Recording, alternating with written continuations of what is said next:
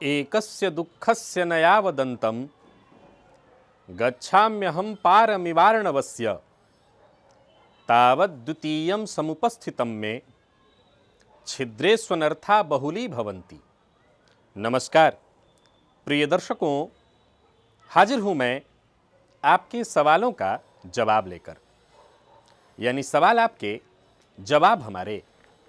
एक से बढ़कर के एक जो प्रश्न आप सभी दर्शकों ने किए हैं, आइए उन प्रश्नों का जवाब देना प्रारंभ करता हूं अपने ज्ञानानुसार, अपने सामर्थ्यानुसार। नीति शास्त्र के विद्वान कहते हैं, एकस्य दुःखस्य न यावदन्तं। एक दुख जो प्रारंभ हुआ था वो अभी तक समाप्त न हो सका, तावत् द्वितीयम समुपस्थितम में, तब तक दूसरा बीच में उपस्थित हो गया। ऐसा लग रहा है कि कहीं छिद्र खुल गया है और उसमें से केवल दुख ही दुख निकल रहे हैं। आज मैं बाहर हूं तो सीधी सी बात है कि बाहर की भी आवाज़ तो आपको थोड़ी बहुत सुननी ही होगी, लेकिन बंद कमरे में बैठ कर के कार्यक्रम बनाना, कई बार वहाँ भी मन ऊब जाता है। तो आज वैसे भी सवाल आपके जवाब हमारे कार्यक्रम या ज्योतिष जिज्ञासा में बाहर ही बनाने की आप लोगों को मैंने कहा था, लेकिन आज इस समय मौसम थोड़ा ठीक नहीं है और इस मौसम के कारण स्वास्थ्य भी थोड़ा ठीक नहीं दिखाई पड़ रहा है मुझे मेरा, इसीलिए मैं यहीं पर हूँ, घर में ही। और आइए यहीं से आपके सवालों का मैं जवाब दे देता हूँ। ये हेमल ठक्कर जी हैं। इन्होंने पूछा है कि किसी के गुजर जाने के बाद दान में प्राप्त सामग्री का उपयोग करें या ना करें। देखिए हेमल साहब, यह अधिकार सबको प्राप्त तो नहीं है। अगर आप ब्राह्मण हैं और इसके ब्राह्मण हैं और आप मृत्यु का कर्म आपने पूरा कराया है, श्राद्ध कर्म कराया है, और उसके बाद जो वहाँ पर सैया दान इत्यादि आपने लिया हुआ है, या किसी के पुरोहित हैं आप, तो आपको आपका यह अधिकार बनता है कि उनका जो भी सैया दान इत्यादि हो आप लें। निसंदेह आप उसका इस्तेमाल कर सकते हैं, लेकिन उसकी मात्रा में उसके बराबर आप गायत्री मंत्र का जप करते हो। गायत्री मंत्र में ही एकमात्र ये शक्ति है कि किसी भी तरह के इस तरह के दान का जो भी, देखिए दान जिसने ग्रहण किया है, सामने वाले ने दान दिया तो दान के साथ साथ कुछ न कुछ दोष भी आए हैं, तो उस दोष का अगर शमन कोई कर सकता है तो वो शक्ति एकमात्र गायत्री मंत्र में है। और अगर आप नित्य संध्या वंदन करते हैं, गायत्री मंत्र का जप करते हैं, तो फिर यह अधिकार आपको प्राप्त है, ब्राह्मण होने के नाते भी, और ऐसे भी आप ये दान ले सकते हैं और उसका इस्तेमाल भी कर सकते हैं। अशोक पांडे हैं, इन्होंने पूछा है, घर में गड़ा धन पाने के लिए किस देवता की आराधना करनी चाहिए। घर में गड़े धन की प्राप्ति हेतु पहले तो ये पता आपको कैसे चला कि धन गड़ा हुआ है।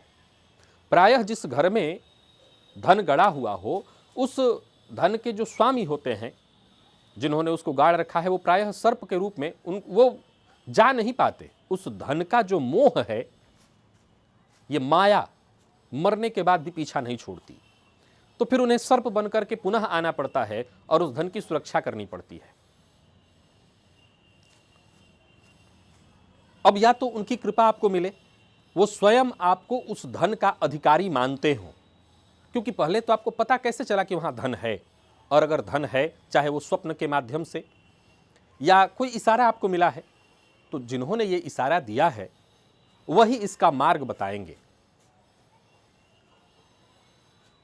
बाकी अगर देखा जाए तो उनकी ही आराधना करके, अपने जीवन की सुरक्षा की व्यवस्था करके, और फिर किसी की देखरेख में, किसी की जानकार की देखरेख में फिर आप उस धन को प्राप्त कर सकते हैं। लेकिन ये याद रखिए कि चाहे कोई और हो, उस धन को प्राप्त कराने में सहयोगी अगर कोई हो सकता है तो वो स्वयं होंगे जिनका वो धन है, जिन्होंने आपको ये सूचना दी या जिन्होंने आपको स्वप्न के माध्यम से जैसे भी आपको बताया। वैशाली भगत है, इन्होंने पूछा है, घर की वास्तु पूजा हो जाने के 10 साल बाद उसी घर के ऊपर एक और घर बनाने हम जा रहे हैं, तो क्या फिर से वास्तु पूजन करना चाहिए।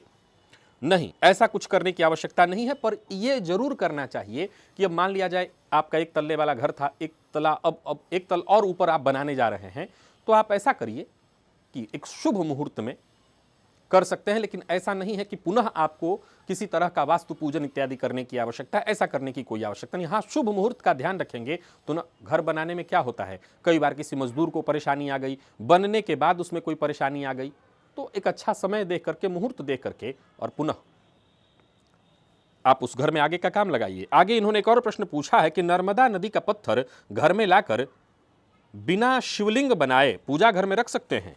मैं समझा नहीं इस बात को, बिना शिवलिंग बनाए का क्या मतलब है? नर्मदा नदी से निकला हर एक पत्थर शिवलिंग ही है, अपने आप में वो स्वयंभू शिवलिंग है, तो आप उसको और किस उद्देश्य से घर में रखेंगे? शो पीस में तो रखा नहीं जा सकता पूजा घर में। आप शिवलिंग, अगर नर्मदा नदी से निकला हुआ कोई पत्थर है तो नर्मदा नदी से निकले पत्थर में प्राण प्रतिष्ठा की, आवाहन की कोई आवश्यकता नहीं पड़ती। आप घर में उसे नर्मदेश्वर मान करके पूजन स्थल पर रख सकते हैं। तो आप उसको बस शिवलिंग मान करके रखना चाहते हैं तो बिल्कुल रखिए, ऐसे रखने की कोई आवश्यकता नहीं, क्योंकि वो ध्यान रखिएगा कि नर्मदा नदी से निकले ही शिवलिंग को या पत्थर को, आप जिसे पत्थर शब्द का इस्तेमाल आपने किया, वो शिवलिंग ही है, तो उसमें आप प्राण प्रतिष्ठा करें वा ना करें वो शिवलिंग है, तो ऐसे रखने की फिर कोई आवश्यकता नहीं। अगर शिवलिंग मान करके रखना है रखिए। परिमल जी हैं, इन्होंने पूछा है, यदि लड़के के लग्न कुंडली में शुक्र केतु की युति हो तो क्या पिछले जन्म में पत्नी को दुखी किया गया था? संभव है। राहु और केतु को, शनि को भी पिछले जन्म के कार्यों के लिए दर्शाया गया है, और केतु का शुक्र के साथ होना या राहु का शुक्र के साथ होना कहीं ना कहीं ये कई बार हर किसी पर लागू न कराइए, क्योंकि बहुत सारी कुंडलियों में कई तरह के योग होते हैं, तब जाकर के घटना घटित होती है। राहु शुक्र की युति से जातक के चरित्र में कहीं ना कहीं कमी आती है, लेकिन अब ये बात हर किसी पर हम लागू तो नहीं कर सकते हैं। तो हाँ, ये कमियों को तो दर्शाता ही है। जाहिर सी बात है कि आपके द्वारा कुछ गलती हुई, अब उस गलती का दोष इस जन्म में अगर आपको भुगतना है तो दो तरीके से हो सकता है। या तो वो चीज आपको न दी जाए, मान लिया जाए कि पिछले जन्म का कोई व्यक्ति कोई बुरा कार्य करने वाला व्यक्ति है, इस जन्म में उसने जिस घर में जन्म लिया है उस घर का माहौल बड़ा सात्विक है, उसको एक संस्कार भी सात्विक मिला हुआ है, तो हो सकता है वो कोई बुरा कर्म ही ना करे, और बुरा कर्म करे ना तो फिर उसको पिछले जन्म का जो दंड है वो कैसे वो भोगेगा। तो प्रकृति फिर उससे कुछ ऐसे कर्म करवाती है कि वो बुरा कर्म करे, फंसे, फिर दंड भोगे।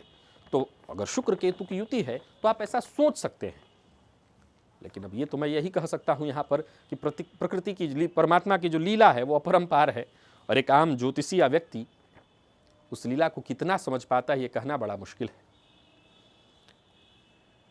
अमित जी हैं, इन्होंने पूछा है कि क्या कुंडली को भी नजर लगती है? अगर हां तो कृपया कुंडली को नजर से बचाने का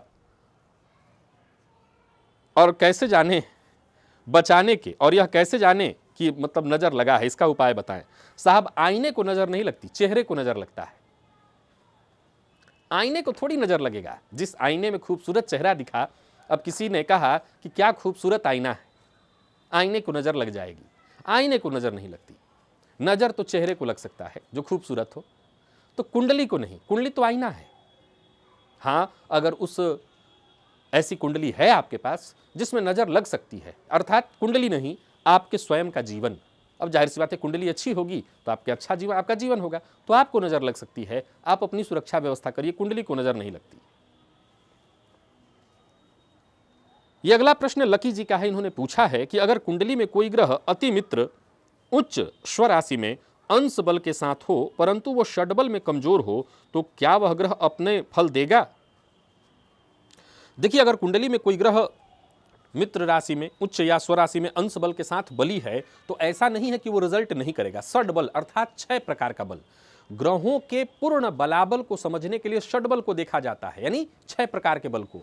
अब षडबल में अगर कोई ग्रह बली है, एक उदाहरण से समझिए, एक सामान्य व्यक्ति है, देखने से तो हट्टा कट्टा लगता है, देखने से तो वो हट्टा कट्टा लगता है, लेकिन पता चले कि हट्टा कट्टा होने के बावजूद वो जब तक कुर्सी पर बैठा था तभी तक ठीक था, अंदर से पता चला कि खड़ा हुआ तो उसका पैर टूटा हुआ है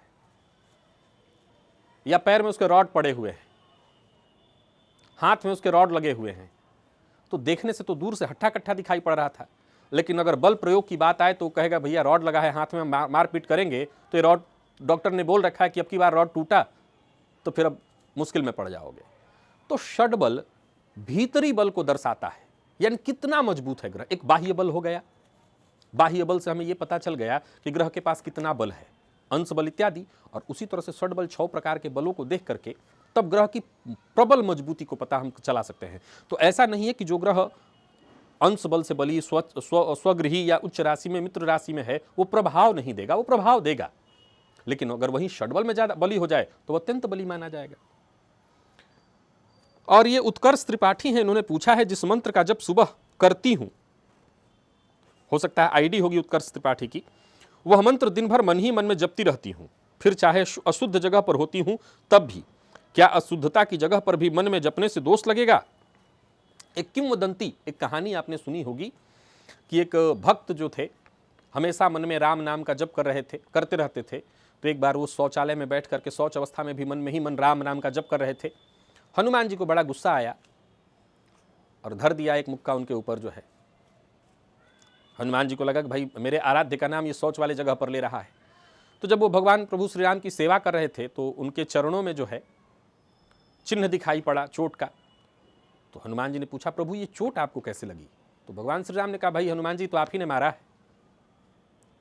तो मैंने कब ऐसा किया? हनुमान जी सोच ही नहीं सकते थे ऐसा। तो वो जो दास शौचालय में बैठा हुआ था उस समय भी वो मेरे अपने हृदय में मेरे चरण कमलों का ही ध्यान कर रहा था और मेरा नाम ले रहा था। आपने उस पर वार जो किया वो मुझे लगा करके। तो मंत्र जपने के लिए कोई स्थान निर्धारित नहीं है। आप मन में सदैव मंत्र का जप कर सकते हैं, किसी भी अवस्था में, अशौचावस्था में भी। और फिर उस मंत्र की पुष्टि ही इस बात में है, जिस मंत्र का आप जप कर रहे हैं अगर दिन भर वो आपके मन में आ रहा है तो ये तो बहुत अच्छी बात है। सूरज चौधरी है, इन्होंने पूछा है जन्मांक में गुरु चंद्रमा की राशि में, नवमांश में चंद्रमा गुरु की राशि में, तो क्या फिर भी केमद्रुम योग होगा? देखिए, केमद्रुम योग के जो सूत्र हैं, चंद्रमा के दोनों तरफ कोई ग्रह सूर्य, राहु, केतु के अलावा न हो तो निसंदेह केमद्रुम योग होगा।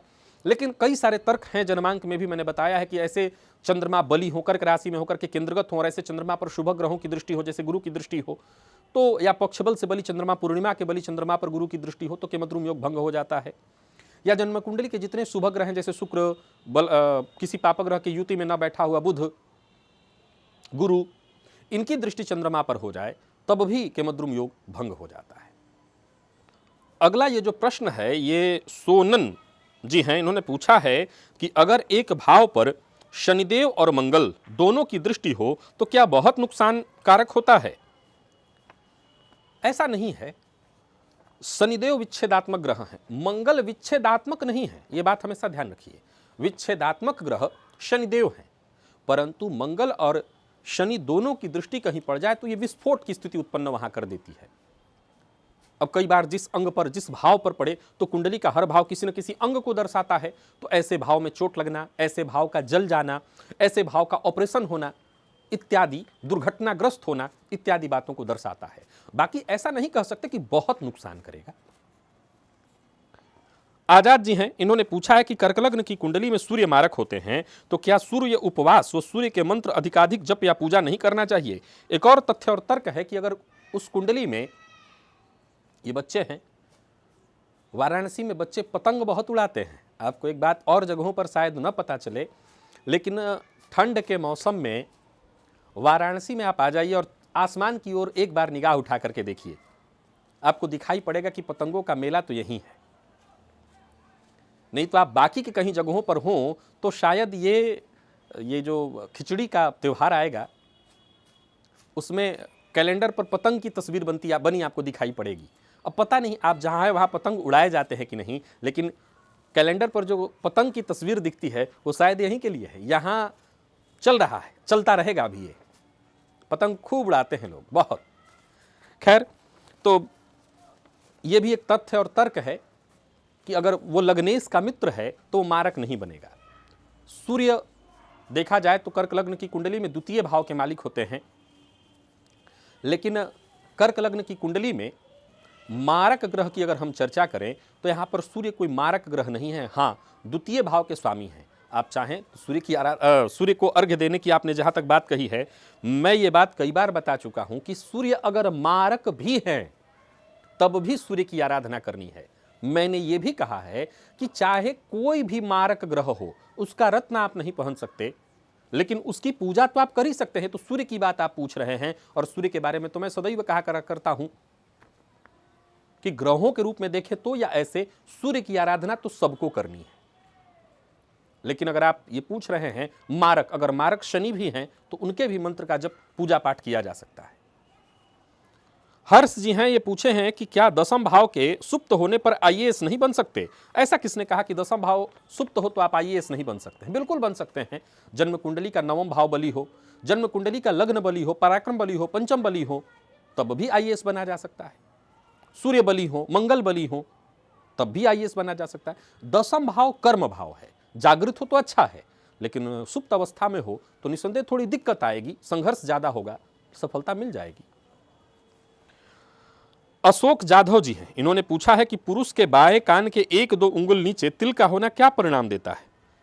बाईं ओर तिल का होना अगर देखा जाए कान पर हो तो अनसुना कर देता है व्यक्ति, नीचे हो तो थोड़ा सा आयु में कमी के बारे में कई जगह इसकी चर्चा है कि आयु को कम करता है, लेकिन मुझे ऐसा लगता है कि थोड़ा सा नीचे, अगर आपने जहां तक बताया है बाईं तरफ तिल पुरुषों के लिए कोई बहुत अच्छा तो हो नहीं सकता है, लेकिन मैं समझता हूं कि बातों को अनसुना करने के रूप में ही इसको देखा जाना चाहिए और बाकी कहीं नहीं।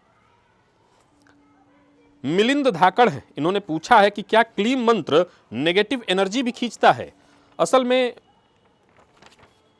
मिलिंद जी, क्लीम मंत्र क्यों, हर मंत्र कोई क्यों नहीं? आप किसी भी एक मंत्र का नाम बताइए, क्लीम मंत्र क्यों? हर मंत्र नेगेटिव ऊर्जा ही खींचता है। आप किसी मंत्र का जप करते हैं तो आप मंत्र जप क्यों करते हैं? उससे आपको कुछ फायदा मिलता है, वो फायदा ही पॉजिटिव एनर्जी है। तो पॉजिटिव एनर्जी कब खाएगी? जब नेगेटिव एनर्जी समाप्त होगी। तो केवल क्लीम नहीं, हर मंत्र, आप राम नाम भी जपते हैं तो वो भी यही करता है, आपकी नेगेटिव एनर्जी को दूर करके पॉजिटिव एनर्जी को आपके भीतर उसका संचार कर देता है। और चेतन प्रजापति हैं, इन्होंने पूछा है जब मकान की नींव की खुदाई हो रही हो तो भूमि पूजन के वक्त मकान की नींव में ऐसी कौन सी वस्तु रखें जिससे वह भूमि धन आगमन के लिए सर्वश्रेष्ठ बन जाए, और उसे किस तरीके से रखा जाना चाहिए? आकाश पद में, आग्नेय कोण में आकाश पद होता है, एक पद आगे बढ़ने पर उसी आकाश पद में सर्प और कच्छप रखा जाता है, वही रखिए। वैसे बाकी भूमि शोधन होता है। अब भूमि शोधन की विधि बनाई गई है कि रात में एक हाथ गड्ढा खोद करके छोड़ दीजिए, पहले तो ये देखिए कि मिट्टी कौन सी है, आपके लिए वो मिट्टी कैसी है, मिट्टी के बारे में विधि बताई गई है। अब यहाँ पर मैं नहीं बताऊंगा इस विषय को, लेकिन इतना समझ ले कि मिट्टी को पहले देखा जाता है, इसके बाद जमीन को खोद दिया गया, रात भर उसमें पानी डाल करके छोड़ा जाता है, उसको देखा जाता है कि पानी रात भर में कितना बचा, नहीं बचा, सूख गया, मिट्टी फट गई वहाँ की। इससे मिट्टी का पहले वहाँ की जमीन की जगह को देखा जाता है, फिर जमीन इत्यादि को खोद करके थोड़ा बहुत ये देखा जाता है कि वहाँ से कहीं हड्डी या कुछ और चीज़ें तो नहीं निकल रही हैं, तो इससे भूमि के बारे में पता चल जाता है। और बाकी आपने नींव के बारे में पूछा है तो ही नाग और कच्छप डाला जाता है उसमें। अभय जी हैं, और इन्होंने पूछा है कि कोई भी स्तोत्र हम पढ़ें मगर उसका अर्थ हमें नहीं पता हो तो क्या उस स्तोत्र पठन का लाभ मिलेगा? देखिए, सामान्य जवाब है ना, नहीं मिलेगा। सामान्य जवाब है नहीं मिलेगा। फिर क्यों पढ़ें? आपको इसीलिए सदैव से एक ही बात कहा जाता रहा है, पूजा पाठ के बारे में जब भी आप पूजा पाठ की चर्चा करते हैं तो आपको क्या सदैव बताया गया कि चाहे जैसे भी करो पर भाव से करो, यही बात बताया गया ना। मैंने इसका उदाहरण दिया था कि आप मान लिया जाए कि आप कहीं के भी रहने वाले हो, मैं यहीं वाराणसी का हूं, तो मैं एक बता देता हूं, बंगाली फिल्म मेरे सामने चला दी जाए और बंगाली भाषा मुझे समझ में नहीं आ रही है, लेकिन शुरू से लेकर के आखिर तक मैंने बंगाली फिल्म पूरी देखी। हो सकता है उसने संवाद क्या हुआ, अभिनय करने वाले एक्टरों ने क्या संवाद आपस में बातचीत किया, वो मेरे समझ में ना आए, लेकिन उनके भाव से फिल्म आखिर होने से पहले पहले तक मैं सब कुछ जान जाऊंगा कि ये कहानी क्या कहना चाहती है। मूलतः देवताओं की भाषा जो है वो संस्कृत है। अब हम बात जब देवता की और परमात्मा की करते हैं और साथ साथ ये भी कहते हैं कि वो सब कुछ जानते हैं, तो क्या भाषा का बंधन। लेकिन परमात्मा को अगर कुछ चाहिए तो वो है आपका भाव। अब आपने कहा कि आदित्य हृदय स्तोत्र का या किसी भी नहीं, आपने कहा किसी भी स्तोत्र का, बिल्कुल भाव से करिए, आपको अर्थ समझ में आए वा ना आए, और विश्वास रखिए अगर लगातार भाव से आप करेंगे तो कुछ ही दिनों के बाद उसका अर्थ स्वयं ही आपको समझ में आने लगेगा। यही तो कमाल और चमत्कार है। आगे आपने एक और प्रश्न पूछा है कि क्या प्रतिदिन सूर्य नमस्कार करने से सूर्य शुभ प्रभाव देंगे? बिल्कुल देंगे। सूर्य नमस्कार किया कब जाता है? सुबह सुबह। और सुबह सुबह अगर आप उठ करके सूर्य नमस्कार करें, क्यों नहीं आपको बल मिलेगा। पहले तो शक्ति सारी शरीर में स्फूर्ति आ जाएगी, ताजगी आ जाएगी, शक्ति आ जाएगी, और सूर्य का दर्शन प्रातः काल करेंगे तो निसंदेह आपके सूर्य ठीक होंगे। सुमी जी हैं, इन्होंने पूछा है कि पूर्णिमा में अगर लड़का का जन्म होगा तो ये अच्छा नहीं है, सिर्फ पूर्णिमा में लड़की का जन्म ही शुभ है। अब इस हिसाब से फिर मुझे अपने लिए विचार करना पड़ेगा, मैं भी पूर्णिमा का हूँ, तो मुझे तो लगता है मैं शुभ ही हूँ। ऐसा किसने आपसे कह दिया? चंद्रमा किसी भी कुंडली में पूर्णिमा का तो पक्ष बल से बली होता है, तो सभी की कुंडलियों में चंद्रमा का बली होना बहुत आवश्यक है। तो चाहे वो लड़का हो या लड़की, ऐसा कुछ नहीं है। विभूति शर्मा है, इन्होंने पूछा है शादी में मांगलिक विचार कैसे होगा जब लड़का या लड़की में से एक की कुंडली मांगलिक हो और दूसरे की जन्मतिथि पता ही ना हो। कमाल है, जब पता ही नहीं तो कुंडली कहां से मिलाएंगे आप? जाहिर सी बात है, कुंडली मिलापक की चर्चा ही वहीं के लिए बनाई गई है कि दोनों के जन्म तारीख पता हो, दोनों की कुंडली पता हो और मिलाकर के विवाह किया जाए।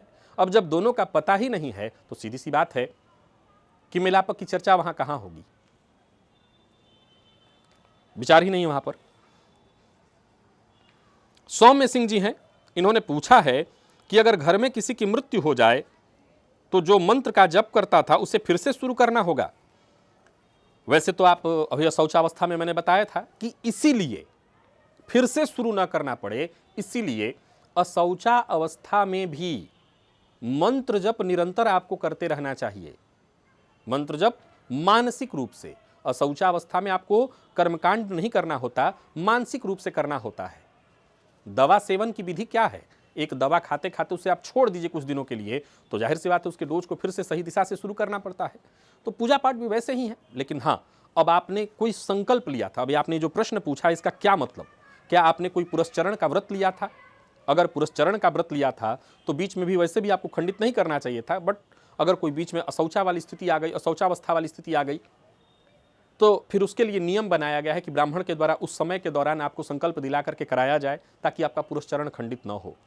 या अगर आपको ऐसा पुरस्चरण कोई कर रहा हो व्यक्ति और उसको इस बात का आभास हो कि घर में कोई ऐसी मृत्यु हो सकती है, तो नांदी श्राद्ध की विधि बनाई गई है। नांदी श्राद्ध करा करके और किसी भी तरह के अशौच के मध्य भी वो बच सकता है। लेकिन अगर सामान्य जब तब की बात, पूजा पाठ की बात आप कर रहे हैं और बीच में वो खंडित हो गया है, तो यहाँ कोई दोष वाली बात नहीं, आप फिर से शुरू कर लीजिए। और जय मौर्य हैं, इन्होंने पूछा है अगर लग्न 7 का हो यानी तुला का और सूरज और चंद्रमा कमजोर हो तो क्या कुंडली के धन के मामले में मजबूर होगी? कुंडली कोई भी हो और उसमें सूर्य और चंद्रमा कमजोर हो तो वो कुंडली मजबूत होगी, वो 7 नंबर की हो या 12 नंबर की, क्या फर्क पड़ता है?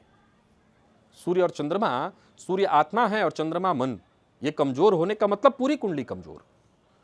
और नितिन जी हैं, इन्होंने पूछा है शनि राहु युति से प्रेत श्राप बनता है तो अब पिछले जन्म का कौन सा कर्म ऐसा होता है? अब ये भी बड़ा विचारणीय है। सामान्यतया नियम तो यही है कि शनि राहु की युति है तो पिछले जन्म में किसी का अहित किया था, किसी का जान लिया था, जानबूझ करके किसी को घातक हथियार से मारा था। परंतु मैं फिर से यही कहूंगा कि ठीक है, ये एक हो सकता है प्रतीकात्मक चिन्ह हो। शनि राहु की युति जिस कुंडली में हो, श्रापित योग है, व्यक्ति को उसका कष्ट भोगना पड़ता है, लेकिन ये प्रतीकात्मक योग ही है। मैं यही कहूंगा कि प्रतीकात्मक है। अब आपने क्या किया पिछले जन्म में उसे भूलिए, इस जन्म में आप क्या अच्छा कर सकते हैं उसका विचार करिए। प्रिय दर्शकों, इतने ही प्रश्नों को लेकर के आज मैं आप सबके सम्मुख उपस्थित हुआ था। आशा करता हूं आपके सवालों के जवाब से जो मैंने देने का प्रयत्न किया अपने ज्ञानानुसार आपको संतुष्टि मिली होगी। आज के लिए बस इतना ही, इजाजत दीजिए, पुनः मुलाकात होगी। तब तक के लिए नमस्कार।